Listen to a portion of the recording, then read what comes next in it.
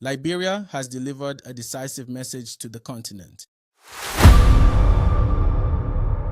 In response to reports that Guinean soldiers had crossed into the Soya border area and raised their national flag on territory claimed by Liberia, Liberian security forces and local citizens responded with determination and resolve.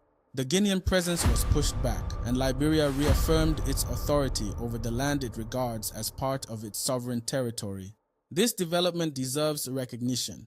Liberia demonstrated vigilance, national resolve, and an unwavering commitment to the protection of its sovereignty.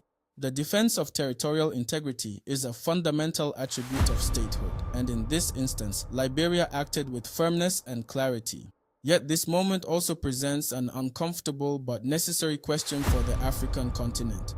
Why is it that Africans often mobilize extraordinary rhetorical energy when discussing Western interference in African affairs, yet exhibit a noticeable reticence when the sovereignty of one African nation is challenged by another African state? If the language of Pan-Africanism and continental solidarity is to retain intellectual and moral credibility, it must be accompanied by an equally robust commitment to accountability within Africa itself. Across the continent, similar tensions have surfaced. The situation involving Rwanda and the Democratic Republic of the Congo continues to generate profound debate regarding sovereignty, territorial integrity, and the responsibilities of neighboring states. Likewise, the relationship between Sudan and South Sudan has been punctuated by border disputes and geopolitical tensions since the latter achieved independence. These cases compel us to confront a deeper intellectual inconsistency.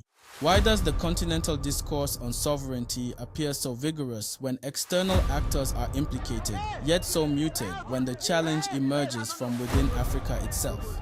Another issue that demands sober reflection is the persistent denunciation of so-called colonial borders.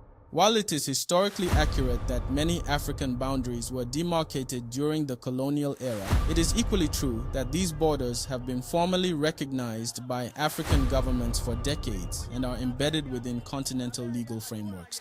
The perpetual invocation of colonial boundaries as a justification for territorial encroachment risks legitimizing instability rather than advancing unity. Sovereignty is not merely a Western construct. It is a foundational principle of international order and peaceful coexistence among states. African unity, therefore, cannot be sustained by rhetorical declarations alone.